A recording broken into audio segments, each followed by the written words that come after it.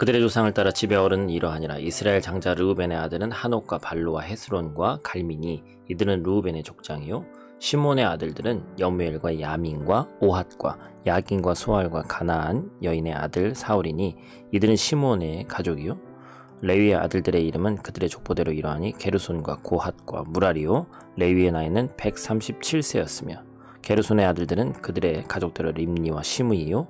고핫의 아들들은 아므람과 아스알과 헤브론과 우시엘이요. 고핫의 나이는 130세였으며 무라리의 아들들은 마을리와 무시니 이들은 그들의 족보대로 레위의 족장이요. 아멘. 샬롬. 오늘도 하나님의 말씀으로 하루를 시작하신 여러분들에게 하나님의 은혜와 평강이 충만하게 넘치시기를 간절히 축복합니다.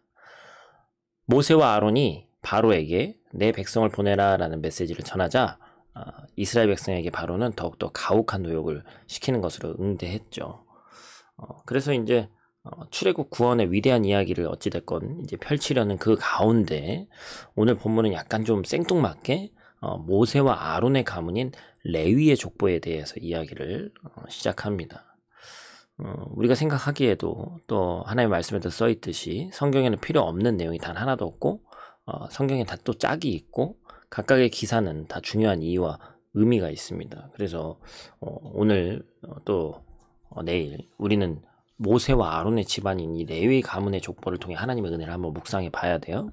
레위 가문의 족보를 이야기하기에 앞서서 먼저 본문은 일단 이스라엘의 장자 르우벤과 둘째 시몬의 족보를 잠깐 언급합니다. 그러나 이후 본문은 이스라엘의 모든 자손들의 족보를 다루지 않고 오직 레위 지파 자손에 대해서만 나누죠.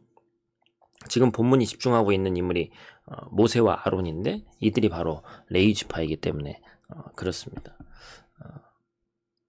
모세와 아론의 이 뿌리라고 할 수 있는 레위와 이 고핫과 아므람이 하나님의 특별한 은총인 장수의 은혜를 입었던 사람들임을 강조해서 전체적으로 이제 레위 자손이 하나님께 복을 받는 집안임을 보여주고 했던 게 아닐까라고 생각해 봅니다. 그런데 우리가 의문을 가져볼 만한 것이 과연 이 레위 지파가 이 조상인 레위가 과연 처음부터 그렇게 축복을 받은 이들이었냐? 그게 아니죠.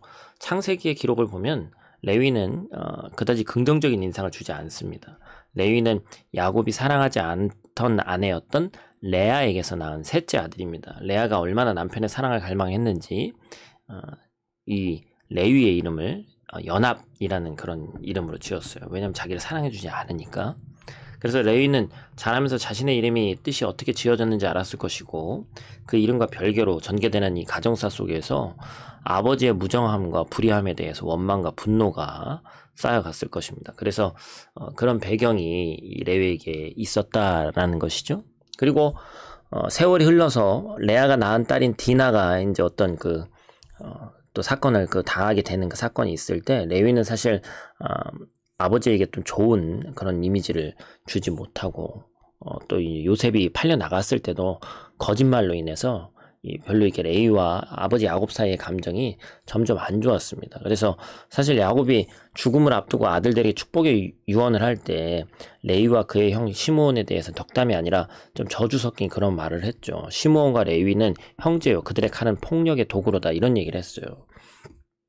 아버지 야곱이 볼 때 시므온과 레위는 이 자신들의 분노와 혈기를 잘 다스리지 못하는 연약함이 있었습니다. 그렇기 때문에 저주에 가까운 얘기를 들을 정도로 이런 레위가 이제 인정받지 못하는 그런 모습을 우리가 성경에서 보게 되거든요. 그런데 이 가운데서 출애굽의 주역인 모세와 아론이 배출된단 말이에요. 그리고 이후에 레위 지파는 여러분 아시다시피 성막과 예배를 섬기는 거룩한 지파로 구별돼서 세움을 받습니다.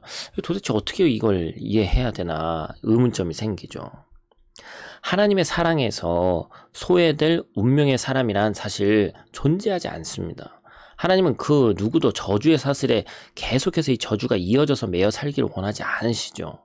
살벌한 단어와 표현으로 가득했던 야곱의 예언은 사실 자식들이 그렇게 되지 않기를 바라는 아버지의 간절한 마음이 담긴 경고죠. 그러니까 쉽게 얘기하면 잘못을 지적받고 야단을 맞았을 때 그 마음에 분을 품고 주저앉으면 끝나는 거지만 그것이 아니라 그것을 딛고 일으켜서 내 자신의 부족함을 헤아리면서 그 말들을 인정하고 더 큰 잘못에 빠지지 않도록 경계하며 자신을 다스리려 애써야 하는 것이죠.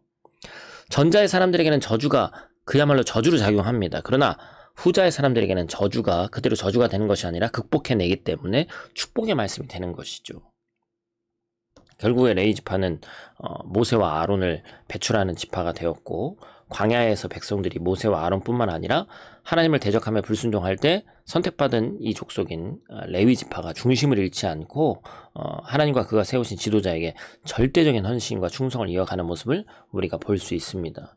결국에 레위 지파에게는 저주가 뭐가 됐어요? 축복이 됐습니다. 겸손하게 잘못을 인정하고 돌이켜 회개할 때 하나님의 그 말씀 가운데 있었던, 또한 야곱의 그 저주 섞인 그러한 얘기조차도 결국에는 하나님께 선택받아서 크게 쓰임받는 영적 장자의 축복으로 변한단 말이에요.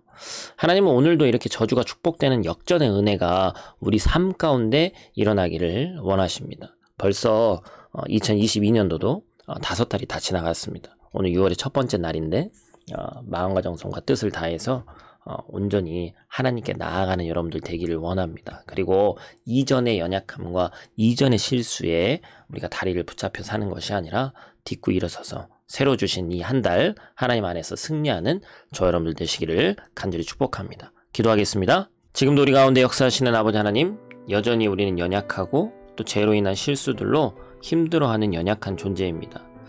하나님의 징계와 저주로 두려움 가운데 있는 또한 성도들도 있으리라고 생각되어집니다. 하나님, 우리의 믿음으로 또 하나님의 그 크신 은혜로 우리를 굳건히 붙들어 주시옵소서. 저주가 아니라 하나님께서는 우리 가운데 큰 은혜를 여전히 베풀기 원하시며 우리가 그것을 딛고 일어섰을 때 모세와 아론과 같이 하나님께 귀하게 쓰임받으며 세상을 복되게 하는 축복의 통로가 되길 원하오니 하나님, 6월 한 달도 또 오늘 하루도 눈동자같이 지키시고 주의 뜻대로 행할 수 있는 믿음을 허락하여 주시옵소서. 오늘 하루도 함께 하실 성령 하나님을 기대하오며 예수님 귀하신 이름으로 기도드립니다. 아멘.